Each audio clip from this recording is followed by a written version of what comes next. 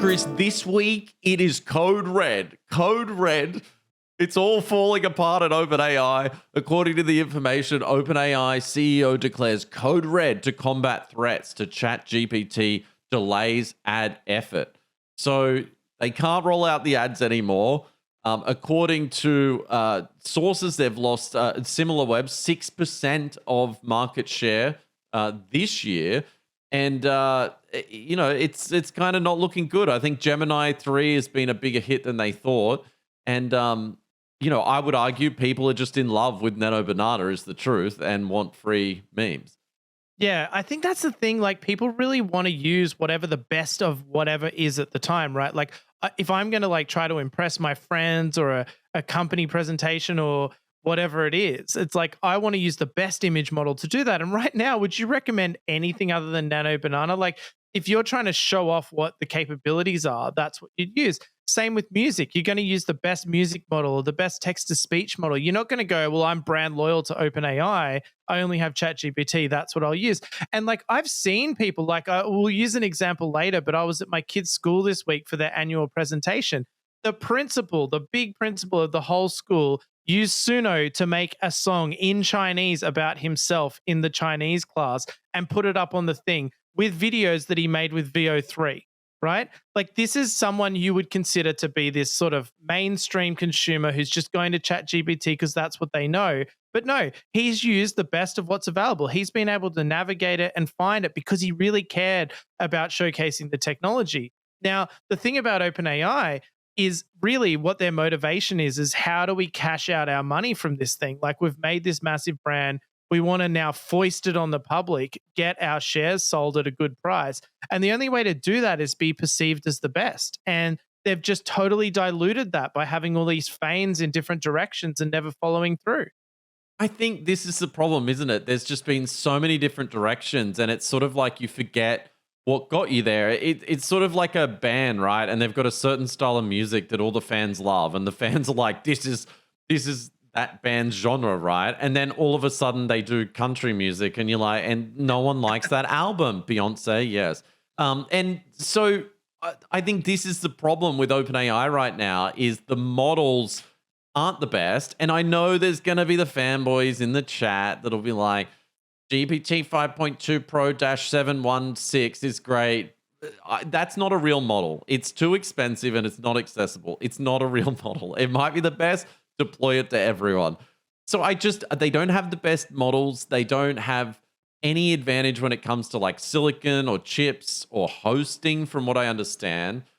So really what they had is we are the best at developing AI models and maybe image models and, maybe Sora as well with a video model. Or although I would argue VO 3.1 is still far better. So I think their moat was that allure of having the best models and the hype around it. And if you rewind to this time last year, we were so hyped around O3 and all the leaks around it and it just smashing benchmarks. I recall when we started using it, we were completely obsessed with it. It was a really good model and a huge leap. But this year, I don't know, it's crickets. There's rumors that there's 4 new models going to drop before the end of the year, but I don't know. I would put it down to these are panic tunes of the model or benchmark maxing models. Yeah, and look, I might be naive, but we talk about their daily active users and their brand recognition as their main advantage, right? Because you can't argue only losing 6%. I mean, that's nothing. They've still got, what did you say, 800 million daily active. I think the other thing is you've got to look as well. The pie is growing, right? So if I bring it up on the screen now with SimilarWeb, it's generative AI tools and the market's growing. So it's getting bigger. And yes, their share is technically less, but the market's bigger. Growing. Yeah. Yeah. No, I get that. But I, in a way, what worries me or what would worry me if I was in that business, I'm sure I wouldn't be worried at all. I'd just be on my yacht or whatever. But let's say I was in there and I still cared for some reason. I'd be worried about the fashion nature of it. It's fashion, right, to use ChatGPT. It's a fashionable thing to do and use it in my work, use it in my life, whatever. The problem is that kind of cheap AI where you're not really invested in it, you're not building detailed agents, you're not working with AI systems, you're simply just using like a chat prompt. It's so easily replicated for free in other products. Like as you mentioned earlier, like the Gemini built into Google is pretty good. Like it actually does the job pretty well. Like a lot of these basic AI assistants you can get anywhere are pretty decent. And I just can't help but feel like the casual user in the long run is just not going to bother with ChatGPT and will just use whatever's easily available on their phone or their desktop or whatever it is, right? And to me, the real users that matter are things like massive organizations, governments, like big industrial corporations and things like that, who need controls, who need reliability, who need trust, who need security, this kind of thing. And those big contracts are going to go to someone. And I just don't know if OpenAI is going to be that company now, just because of the way they've diluted and damaged their reputation by going in all of these different directions. Not to mention, you got to remember, if you're a regular OpenAI API subscriber, there is a single checkbox in the UI which says you can train on my data, and you get a million free tokens or something a month or something like that, right? If you check that box even once, if one person on your dev team, and that's anyone who's an admin in your OpenAI, checks that box even once, they're going to train on all of your data, right? Like that's a deadly serious security risk. And who would mess around with a company who makes it that fickle to suddenly train on your data? Like, I don't know about you, but it seems to me when I talk to people in serious decision-making positions, one of their biggest fears is their data being trained on like that. Like that is the big issue. And these guys haven't even really got an answer for that. Yeah, and I think you raised two interesting points. One is that ChatGPT, they haven't as a product figured out a way to go deeper into your life than what I think was promised. Like it's not really a great personal assistant. It's a great chat model and a great chat experience. It's very fast. It's accessible and available everywhere. I think they still have arguably, top, maybe second now, image recognition model. So I think as a platform, it's great. There's some features in there that, were very much hyped, like deep research and a few of their sort of agentic things like the computer use stuff, the browser, all that kind of stuff. But nothing's actually stuck at all. Like there's never been a moment where they've gotten deeper into your life. It's sort of like every time you go to ChatGPT, it's like a Tinder date. You go there for kind of one thing, right? You like my analogy? And before my time, Mike. Before my time as well, but I'm still using it. So just for research. Yeah. So you go there for one thing and you don't stick around. This is not a relationship tool. And so I think that's the problem, right? Is like they never got deeper with the consumer. So if DeepSeek comes out with a model, we'll get to later, and Anthropic has a model or Gemini has a model and people hear about it and that's just as accessible and the cost is free, I think the consumer is lost. It's almost like the newspaper business model in a way. It's like free is a great price and the models are just getting better. So that consumer side of the business, it's always going to be tough and eroded. The only way to do it is to have all the daily active users and sell ads. But if you deploy ads too early, like they're finding out or maybe about to find out, everyone's just going to go to where there's no ads. Yeah, nothing is going to piss off the average AI user than injecting ads into the responses from your AI models. Like, can you imagine how quickly you would switch away from that model if that started to happen? Like, it would kill you. The other thing I think is important noting, when you look at the financial side of OpenAI, which YouTube is all a buzz about, everyone's talking about, oh, they've agreed to trillions in contracts and then how they're going to pay for all that. Now, I think the problem is they're entering into these big boy contracts because they need the hardware, right? A point you made earlier where, Google has their own TPUs. It's their hardware. They're making it. So that's a bit of a different proposition. Amazon is the sort of king of that sort of stuff, so they don't have to worry about it. Microsoft has Azure, so they don't have to worry about it. But OpenAI does. Like, they owe money to people and they have to do these agreements to get good prices. Now, the problem is on the other side, if all your customers are consumers, you don't have solid contracts with these people. They can quit anytime they want, right? Whereas if you're doing deals with like Coke or Pepsi or I love the how always your enterprise examples are Coke and Pepsi. Well, didn't they use that in the early days? All right, fine. The government of Uruguay, like Okay, yeah, Manchester that's better. United, the soccer team, right? You're doing contracts with companies like that. You can do 2-3 year contracts where you might not get the cash up front, but you've got that guaranteed revenue to match it against what you owe these other people. Like that's how real businesses operate. They don't screw around with like, okay, now we're announcing this feature for free to burn a bunch of capital. But I think the anticipation from OpenAI was like, we're the next Google, so let's try all these different projects and not worry about the core experience. But the core experience was never delivered upon or figured out. Like I think this is the problem, right? And a lot of the statistics cite the sharp decline on weekends of ChatGPT usage to show it's not really a part of your personal life as much as it is professional, where people are just going to ChatGPT,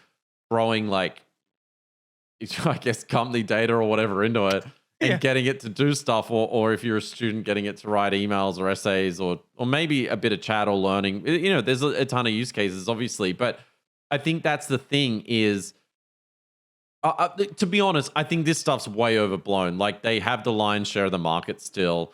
They're only like one good image model and chat model away from being back in the zeitgeist and everyone hyping them up again and the market roaring. And that's, I mean, yeah, like just one thing I go off though. Like I remember, like in our sort of regular live company, right? I used to look at the OpenAI bill and it was escalating and escalating. I'm like, this is going to be another big thing because we're always thinking about costs, right? Like, what is the cost of this stuff versus the benefit we're getting from our customers? And it was growing and growing, and then suddenly it stopped and reduced, and now it's not even really a line item worth worrying about, right? Like the use of OpenAI is just not a significant line item in a company where it kind of should be and was. Like I just wonder how that is going to affect them in the long run when there's so many legitimate alternatives, and when you've got companies in markets where they're really looking to cost cut, and you get models like DeepSeek V3.2 that they can host themselves and have a static known cost, right? And just do a little bit of extra work to optimize for that model. How does OpenAI justify a company continuing to spend $10,000 a month, $20,000 a month with them? but I think this is the whole feeling of the entire market, whether it's enterprise or it's consumer. Like if you think about the enterprise, well, yeah, cost is a huge constraint. Having like basically zero inference cost or very low, where you're just paying for the bare metal in your own cloud or your own environment, that would be important. And then the other challenge is, like you said earlier, with the principle and the tools, like people just pick the best tool for the job. Ultimately, I think a lot of people put everyone in this camp of like, oh, the plebs just go to ChatGPT. I think most people that have an interest in AI, or at least hear about better models and things that it can do, will just go to the right tool for the job naturally. Yeah, and I don't think when it comes to AI tool usage, there are plebs, as we refer to them. Is that an Australian thing? I don't know, but like we're talking about like regular Joes, right? Like I just wonder if a lot of the people we refer to as plebs or regular Joes are just children. They're just children using it, and they're just using it because it's available. Because I think that anyone who is using AI seriously in their business is either trying to do it because they want to be better at their job and do a good job, or they're trying to champion it in their organization. And people who are trying to do both those things need to use the best model because they don't want to be like the lawyer who gets done for citing fake references, or the person who does a PowerPoint presentation that has some sort of crazy nonsense in it and they get found out. They want to use a model that makes it seem like it's them. And therefore, they're always going to gravitate to whatever the best model is, and ideally not some mainstream model like ChatGPT. This is what I think, right? Where they've gone wrong is just not by focusing on that core of having the best image model, the best model for inference. They sort of control that narrative of like, OpenAI is just the best at this. Don't even bother trying, guys. I mean, Sam Altman said it originally in India, remember? Like, don't even bother. You'll never catch us or beat us. And it turns out pretty much everyone has.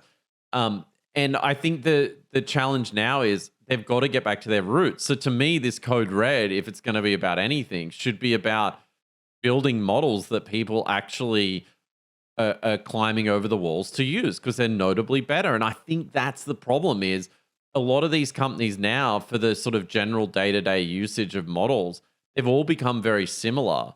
And so you've got two parts. It's like, do we fight in the consumer? Do we figure out ads? And do we have the best models so that and the best personalization and get deeper with the consumer? And is that the direction we're going? Or are we going to turn to like Anthropic's model, which is say, okay, all the token money is in coding use cases right now and generating code. So let's build the best agentic coding agents and go after some sort of enterprise platform, which I think is obviously Anthropic's strategy. But the numbers aren't great for them. Like in the enterprise, they've gone from 48% market share 18 months ago to 24%. And the other thing is Gemini's monthly active users are growing pretty rapidly, but I think they do sort of cheat because they just put it everywhere. Like, I don't know if they're including the AI search. Like if you feature. Include every Google search you ever do. But it'd already be at billions, I think, if they did that. So I'm not sure how they calculate that. But I would say Google's strategy now is to sort of have the best or better models than them over time and then just bleed them dry. Because if they can't charge a monthly subscription to a consumer, and if they add ads, people flock to Gemini. Where do you go? Like, honestly, where do you go? Like, if you were them right now in this code red meeting, even though they still control, you know, a vast majority of the market, what are you doing? It's a tricky one. I don't really know, but like all I know is right now, I just look at it in my mind. It's like I use GPT 5.1 occasionally. If I'm desperate, if I want another opinion, something like that. I'm never thinking, like, if OpenAI cut us off today hard, I probably wouldn't even fight to get it back, honestly. Remember early on when they did cut people off and they were so strict on limits? And I remember our first few podcasts on this channel, which was quite a while ago now. My fear, the thing that we talked about a lot was what if they just take this away? What if they just make it for the elites and they take it away? It was a genuine fear. They were so much better than everyone else. That was a real fear. Now, I don't care. You could take away like most of the major players and there would still be legitimate alternatives like Grok, like DeepSeek, like Kimi K2.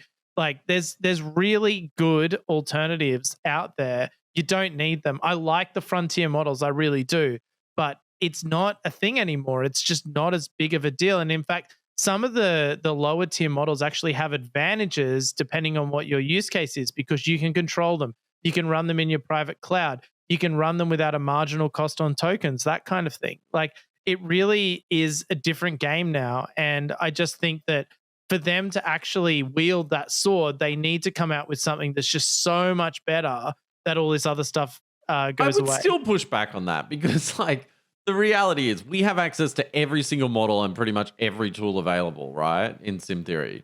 Yeah. What do you use right now? What do you use? I use Opus 4.5 and Gemini 3.0. What do you use for images?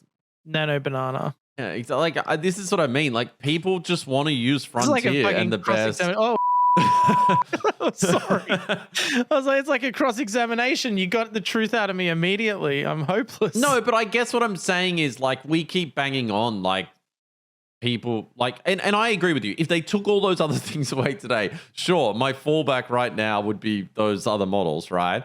But yeah. I still don't.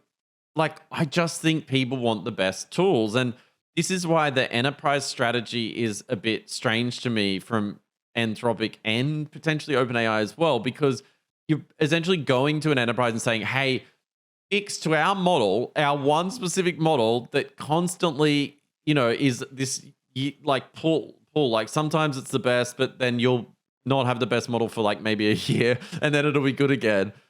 And they're asking for these big commitments. And then, as you said, there's all these like, oops, I checked this checkbox. Now they're trading on my data. Yeah. To me, the smartest companies are, well, like this assumes the enterprise is dumb as well. And the enterprise is going, well, hang on, we can just access all these tools through APIs. So why, well, like, what? Why would we cut a deal? We'll just go to the cloud provider.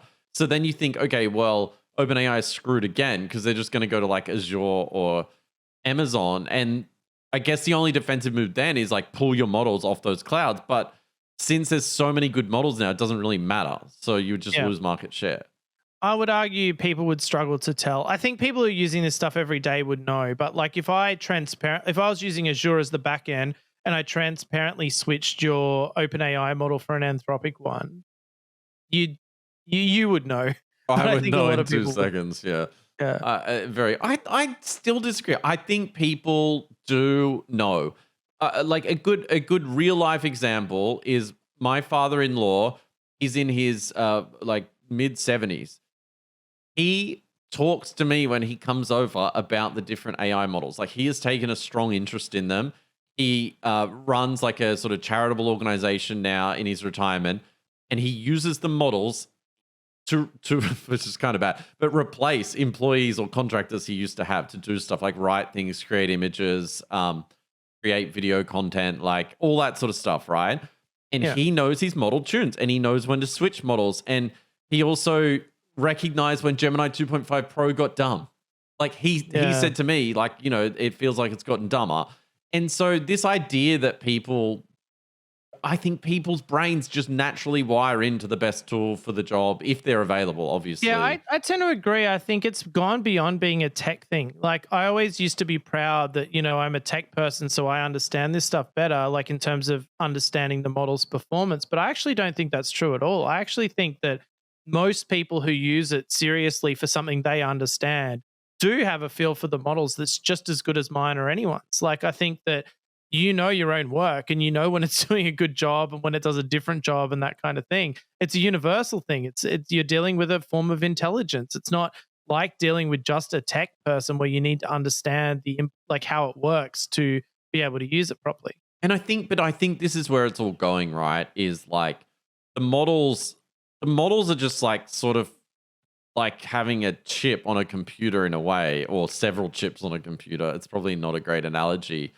And you like or maybe like different apps on your computer, and you just know which app to use for what purpose and what app yields the better result. And so everyone can use a computer and everyone can use apps. So I kind of think it's similar. Whether or not long term people want a model switch or not, I'm not sure. Like I during the week experimented around. I had a pretty good idea for a model router finally in sim theory that I've been testing locally that works quite fast. Like I've got the latency down where it's you don't even notice.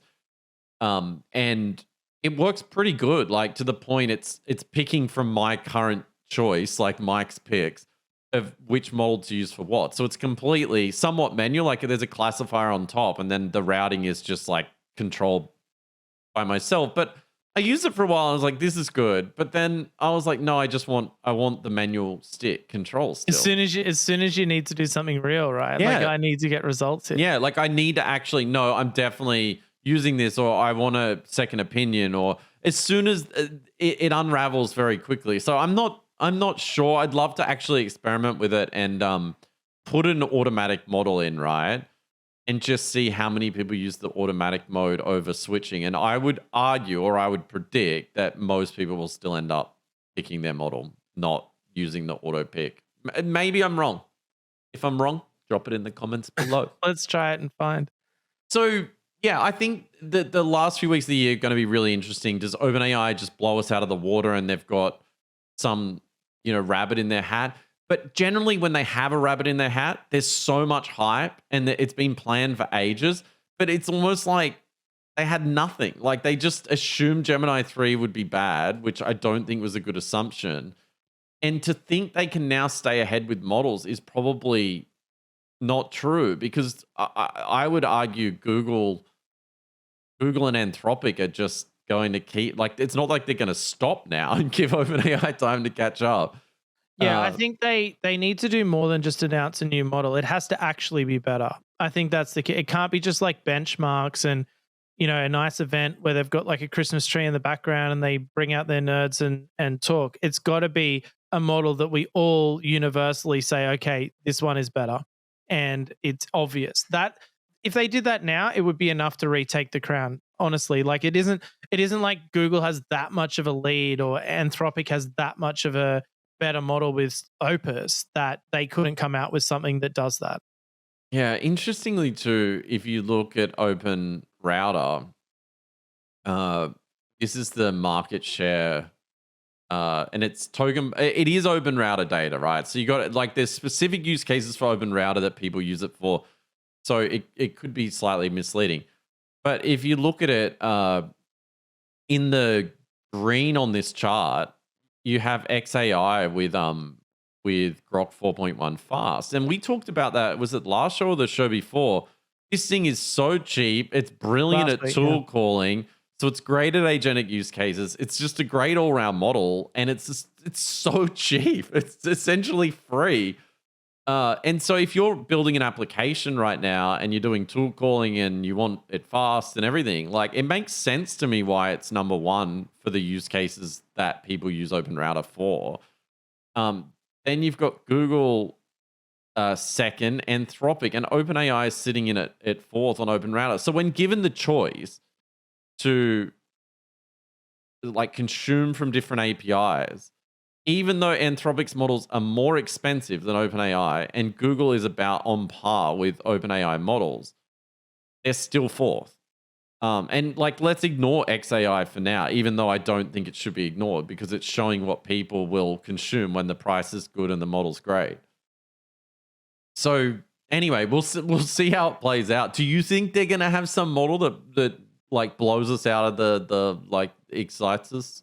They have to. I mean, I think maybe they will because they have to. Like if they're going into code red, the code red should not be let's release GPTs 2 or, you know, let's come out with the 12 days of bullshit web UI that we're actually not that great at. They need to be like the code red is let's come out with a model that is just so much better. And here's my criteria. Here's what it has to do to be the best, right? I'm coming up with this on the fly. However, it has to be at least 1 million context. It can't be less than 1 million or I just don't think it's in the game, right? It has to be at least 64,000 tokens output. It has to be phenomenal at parallel tool calling. Like that has to be its wheelhouse, like absolutely amazing at it. It has to be good at long running repeated processes. So if it's like, okay, I've done phase 1, I'm going to come back phase 2, do more research, whatever it is, I agentic loop kind of thing. I think you need to see a big improvement in vision. I think a big improvement in vision from any model right now would leapfrog them to number one because it's an area that really hasn't improved at all in the last year, if not 2 years. Like it's gotten a little bit better, but it really hasn't changed much. Do you agree with that? I don't know. I think GPTs have always been great at image or good enough. But I mean, what percentage have they improved in the last year? Oh, nothing. It's flatlined completely. I think Gemini 3 is a tad better. So I think a big improvement in vision would be absolutely massive. But I mean, this is your wish list, and I reckon these are panic tunes of GPT-5. Like they can't, like maybe they're new models, maybe they just have all these models sitting around, but I don't know. Well, and then my final one is speed. My final one is speed. Even if they're already making a massive loss, I would at the API level just throw every piece of hardware I've got at it and just make it lightning fast, like just so fast, it's unbelievable. And then the other one, and again, maybe not economically the best decision, but in terms of like mind share, cheaper.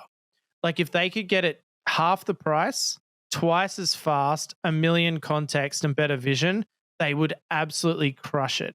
And the model probably intelligence-wise only needs to be 6% faster, 10% faster, something like that. More intelligent, like slightly more intelligent, like, or at least on par with Opus, at least on par with Gemini, and bigger context. And also, this wish list is so long. I'm like, how long is this going to go? While I'm going for a wish list, the other thing is some of the great API features that Anthropic has added: automatic context management. So in other words, it's crushing down the token usage from old tool uses and things like that. So just so everyone understands, when you've got a big context building up from a long session, you've got all the results of all the tool uses in there that need to be there for continuity. So for example, if you've crawled a website, it's got the results of that.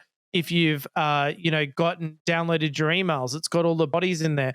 What Anthropic can do is discard the ones that are no longer relevant, that have already been taken into account automatically. It's a great feature, especially when you're doing agentic looping and things like that. It's very nice. um, better caching, that kind of thing. Like OpenAI already has transparent caching, but it isn't the best. If they could get some of those things going as well, suddenly to me they would be number one. And if I was in a listen to everything you've described. What I hear is this. Google and Anthropic are building tools that people actually want for real life use cases. And OpenAI's APIs have basically reached this weird point of yeah, it's almost like they're not listening to what people want and they've just got their own sort of agenda with their models, or they just can't figure it out because they're noticeably worse at tool calling. And they like even the way they're tuned, the output format, the feel is off in a lot of these models now when people get exposure to the other models. Anyway, we should move on because we could rant about this all day. But and like just to finish that, like I'm obviously looking at it from a unique perspective because we provide a system that allows disparate companies with different needs to get the most out of the models, right? So we're in a position where we need the best of everything and we're always going to be fighting whatever the best is. I think it would be different if you had bespoke AI use cases where you're just targeting one thing you're trying to do the best. I think a lot of this stuff goes out the window then, and you're really just looking at like a cost perspective or something like that. But if OpenAI want to win people like us and win people who are building stuff on top of AI, they need to do some of this stuff or it's just not going to happen. No one's even going to care. But here's the other problem for OpenAI long term.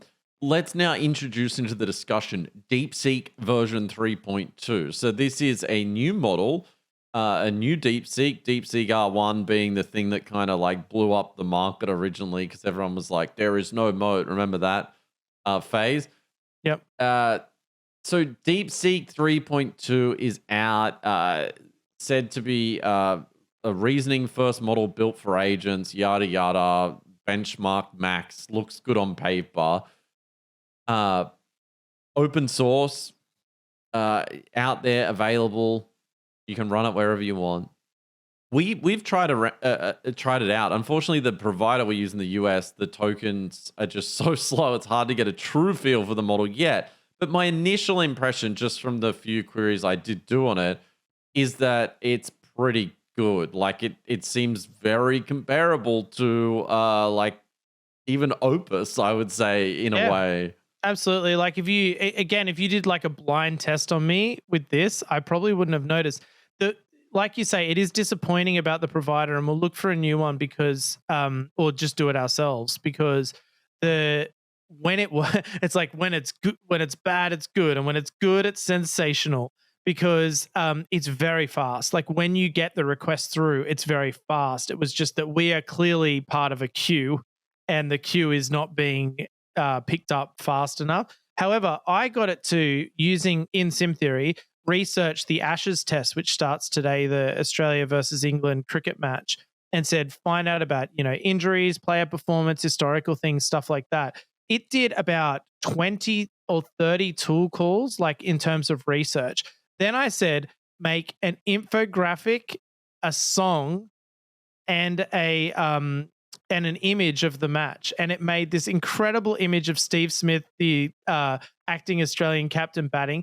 It correctly got that it's a pink ball test, i.e. a day-night test. So they use a different colored ball for the game. It got an approximate score of where it thinks it'll be partway through the match. It wrote an amazing, albeit American country song about the game. And then the infographic it made is just unbelievably detailed. I mean, I know Nano Banana deserves a lot of the credit, but like, look at that. It's got player images, it's got stats, it's got historical information, it's got comparison figures. It shows genuinely accurate statistics about this game. And I said to Mike earlier, like, can you imagine like a newspaper or online magazine or anyone who would want to present this information to their customers in the past? How much that would have cost in terms of employee time, research, graphics designers, all that sort. Like you couldn't have done it. It would have cost hundreds of dollars, if not thousands of dollars, to produce an image like this. Probably thousands, right? And if you look at the actual like Nano Banana cost, it's like 15 cents or something to produce an image like this. And then you've got the DeepSeek inference, which is like cheap as anything. Like it's pretty amazing what it can do. Yeah, I think going back to the model though with DeepSeek, like this is further erosion though of OpenAI, like because if you said earlier about building for a specific use case, like obviously we use all these tools and not necessarily optimizing for specific use cases because we want to make all those tools available. But when Yeah. you go, like if you're building a product on top of AI, it's like, what are your constraints? Well, one of them is your OpenAI bill or your Anthropic bill, or it's essentially like an electricity bill or a utility provider, and it really ruins the economics of these companies. Where you would have a gross margin in a SaaS business of like 70% or 80%, and so every dollar a customer gives you, you keep 80% of it. Only costs 20% to run the business. With AI businesses, it's sort of inversed in a lot of ways. And I think what can happen here or is happening is all of the startups that are building around AI are using Chinese models, right? And DeepSeek V3.2, I think, further erodes for both OpenAI and Anthropic in a lot of ways because it's so much cheaper to use. Like even if you're consuming it through the services we use, just to put some stats on theirs, it's 56 cents per million tokens. I mean, I think Grok 4.1 fast is still cheaper, and probably better and faster. At 1 million output, $1.68, so 10 times cheaper. This particular iteration of DeepSeek 3.2 has 163K context window, but I think it could be higher. Yeah, if you ran it yourself, it could be higher. And another important clarifying point is people hear DeepSeek Chinese model and think, okay, the Chinese get all your data. They don't. The version we use, for example, is hosted in the US. There's no training on the data. It's secure. Additionally, these are open source weight models. You can host it yourself in your own private cloud, local to your whole system. So you can get way, way better in terms of privacy and security with a model like this than you actually can with the major providers. So there's a lot of advantages to it rather than disadvantages. And as we've said, the trade-off in terms of lack of intelligence or tool calling is minimal at most. Yeah, so if you're building an app that relies on AI, like you're building one of these like, toy robots everyone's really into right now, like lamps I saw this week, and you just need to run inference, you would be far better to just run a model like this in your own private cloud. And Yeah, that's going the to get main the economics downside right. obviously is if you ran it, like there's a minimum fixed cost. You're probably looking at between 500 and $1,000 a month to run it, right? Like in terms of the GPUs you'd need to rent, or if you had to buy a GPU to do it, it'd be like 20, 30 grand, something like that. So there is a base like cost to it, but if you know the demand's there, then you can easily justify it. And then it's not a marginal cost, it's a fixed cost. So it's a lot better. And I think right now the argument early on and the advice I give to a lot of people is just use the best models to figure out the use case. Don't bother around setting up your own infra. Just take the hit on the cost until you've figured out the business model. And then, go like once you've got to get to that point in the business where you're like, this is working, this is a long-term thing, then I can optimize around a model like DeepSeek in my own cloud and have fixed costs around this and get my economics looking right. And the question is are we there yet? And I'm not entirely sure. I think for some businesses, maybe you would be closer to that right now, where you're like, there's just these streamlined use cases in the business where it's far easier to have fixed costs around this than just pay for continuous inference from various providers.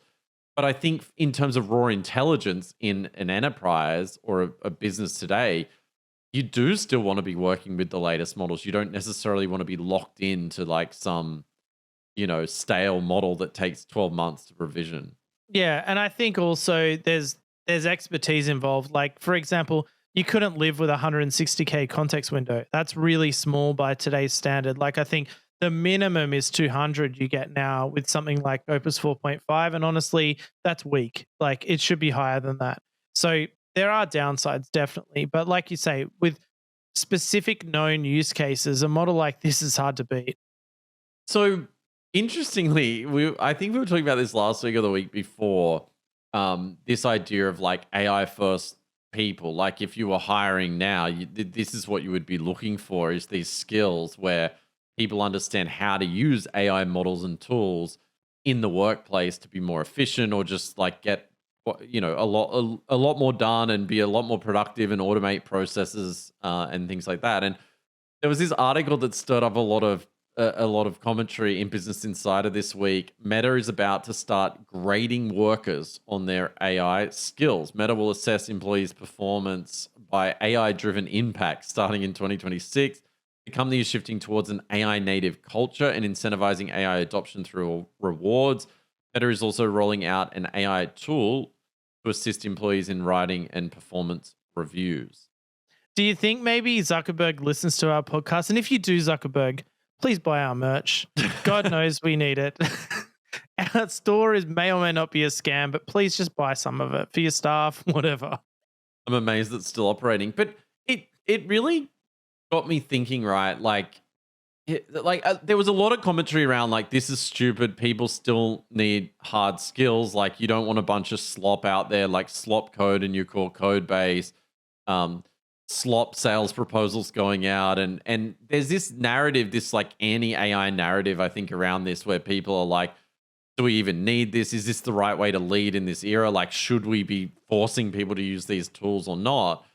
And I think even in our own direct experience, there is something now, or at least in 2025, where it feels like workers or employees that are not adopting AI are starting to actually fall behind. Like they're starting to seem like dinosaurs that haven't necessarily embraced these tools. And I think it's becoming more and more obvious.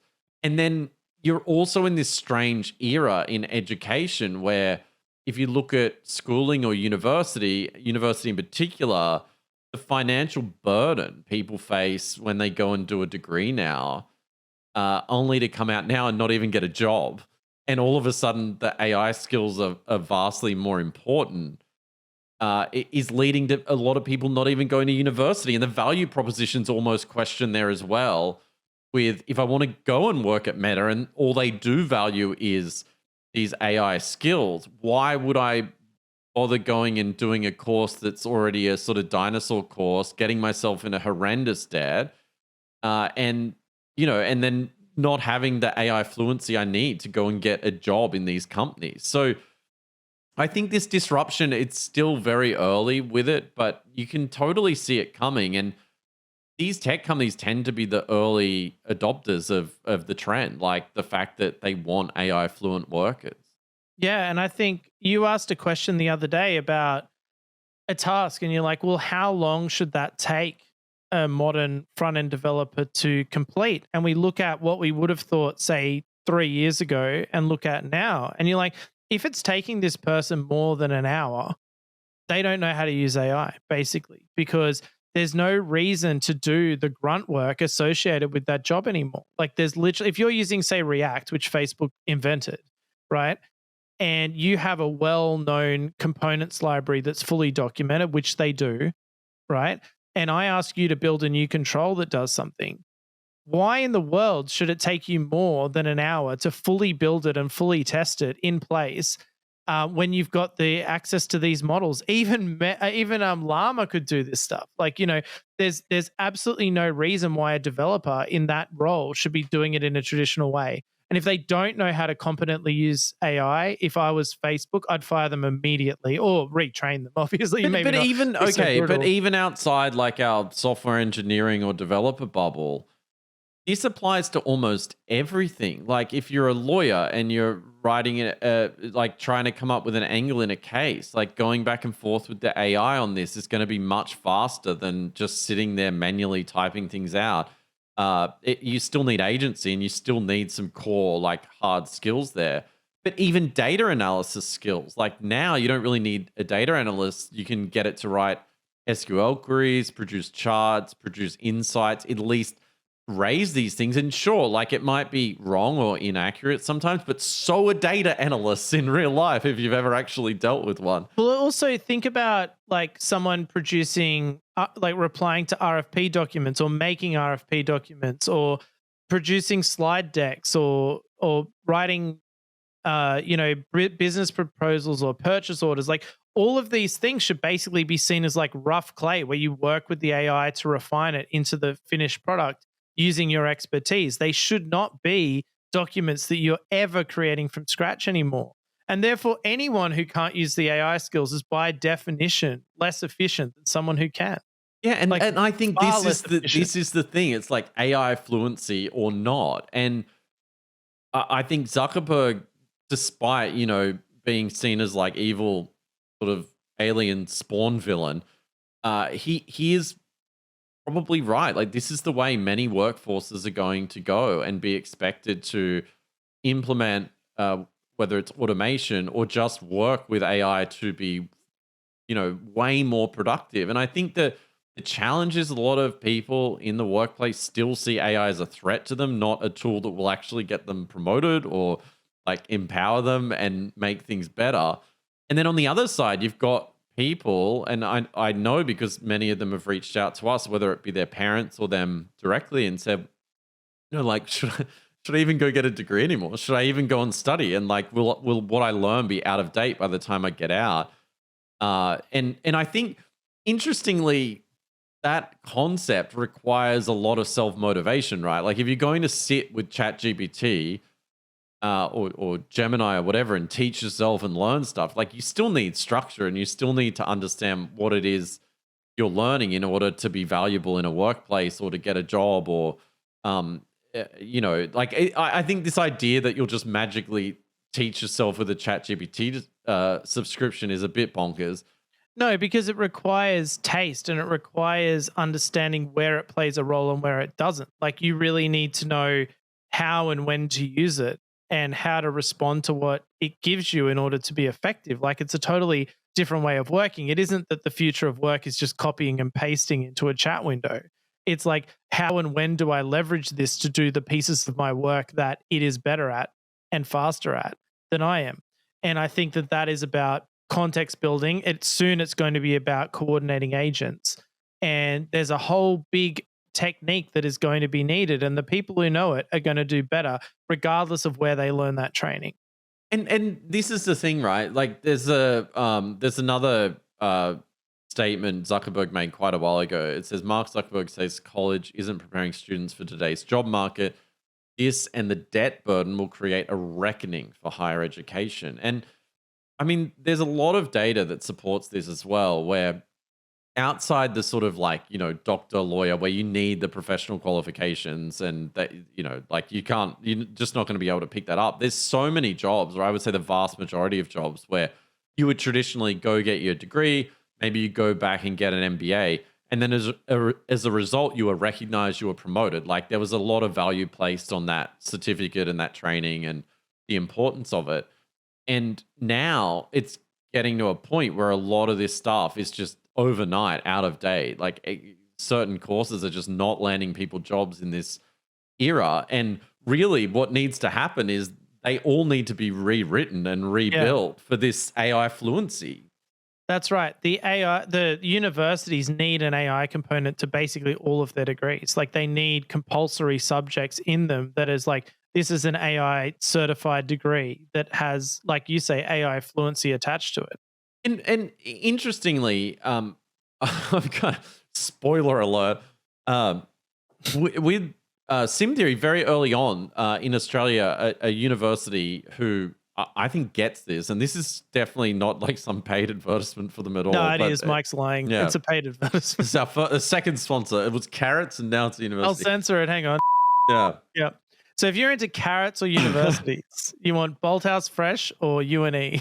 Yeah, so the University of New England here in Australia reached out to us pretty early on and have, also rightfully identified this. And I think they have taken this as an existential crisis. Like, how do we get AI fluency written into everything that we do? And how do we invent new degrees that are actually aligned to what employers want now and that AI fluency people expect? And I think there's a lot to this. Like, it's going to become like, when people, I guess the when the internet was a thing, like people were like, I don't do the internet. Like I just, there was a subgroup of people, and the same group of people are like that with AI today, where they're like, I don't do AI. And so, Like florists. Florists, like, no one will ever order flowers on the internet. Are you crazy? And then they just got crushed by all, like Roses Only and Interflora and all those companies. yeah, now they're just like distributors for those websites. But yeah, so I think the backlash to this is a bit ridiculous. Like people seem to see through this lens that all AI is slop and they just want it to go away. And there's this backlash anytime someone makes a statement like this. And now I don't know. I think increasingly this is just becoming such an important skill. I've got a funny story about this. So at that same speech I mentioned earlier at my kid's school, the big principal was talking about AI, and he's like, oh, I think in this world of AI, we need to learn what it means to be human. We're all humans, and there's things humans can do that AIs can't. And then he's like, for example, an AI can't love you. It can't feel love. And then I turned to my wife and said, Patricia loves me. She's so angry about it. She doesn't like it. But yeah, it was so funny how this school, for example, has... Sorry, we'll listen.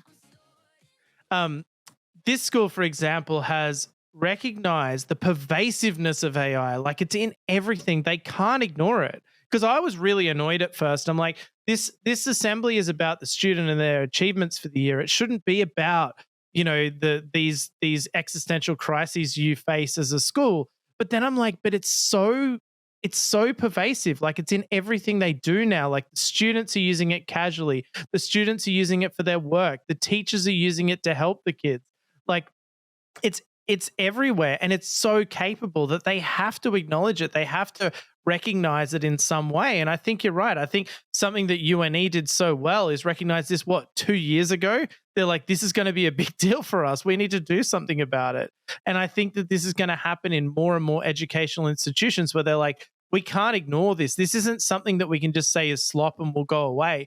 We absolutely must acknowledge it, talk about it, and not just come up with a solution for it, but win the hearts and minds of the students, in this case, the parents, or the stakeholders in the situation, and say, well, this is our approach and this is how we're going to leverage it. Because I feel like if you don't do that, people are going to go, if they have the mobility to do so, to people who do acknowledge that and have a strategy for it.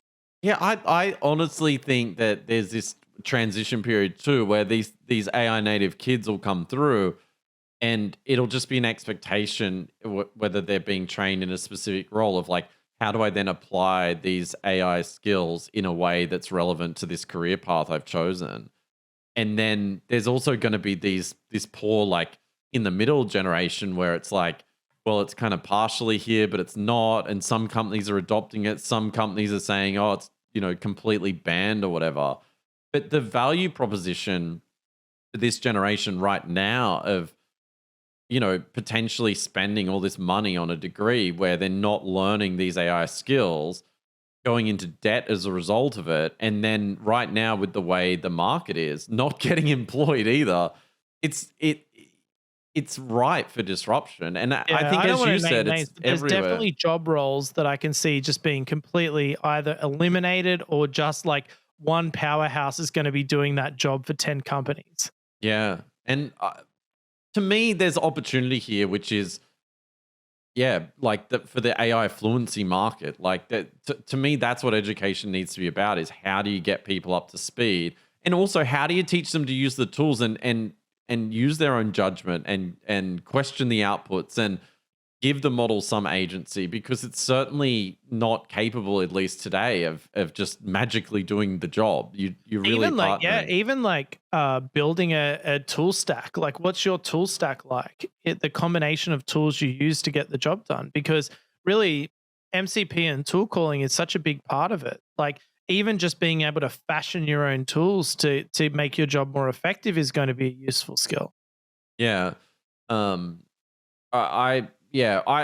I think it's so interesting to see it and live in this time where you've got kids in the school seeing AI just infuse itself everywhere, whether they like it or not, and then seeing how these people actually react to it. And funnily enough, I think schools have probably the worst internal tooling I've ever seen with AI today. At least they do here in Australia. So it's somewhat troubling because then it means students are just going everywhere. My son's school just banned sim theory, and I was like really proud of that because I'm like, finally, we're Oh, we got important enough banned. that they banned us. Yeah, Oh, because that's good. he was handing it out to all these students to bypass their ChatGPT ban, but then we got banned. So I'm like proud, but also disappointed. So they in the school. banned ChatGPT at the school, even though they preach straight about up. AI. Yeah, that was from the start, and now we're on the list. Isn't that like banning Google? Like, because Google's got all the AI in it. Maybe this is why their traffic's down. Yeah, it could be, but yeah, like I guess the IT administrators ban it, and anytime I try to help the kids bypass it, I get in trouble. So I don't now. But yeah, I was pretty proud when I heard that. What's ban their went in. justification of banning it?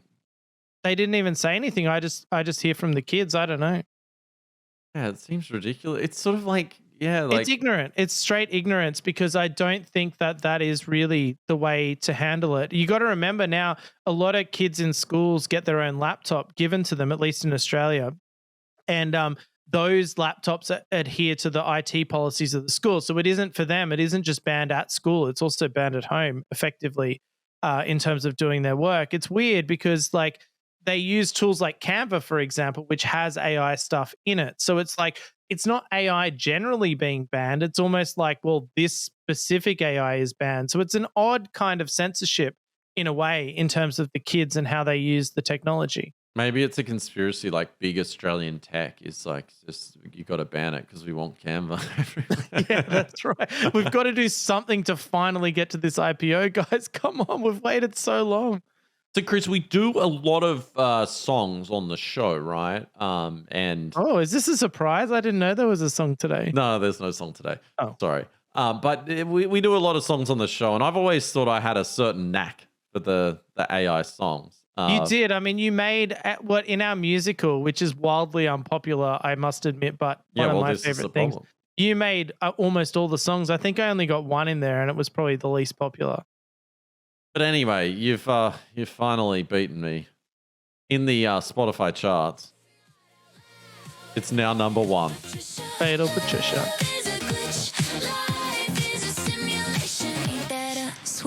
What would it take to get it played on the radio? Like, could we do it somehow? Like, if we rally as a community? Maybe someone in our audience must have some sort of connection at some radio. But why radio? I mean, no one listens to radio anymore anyway. It's just validation, just like for my self-esteem. I'd love it.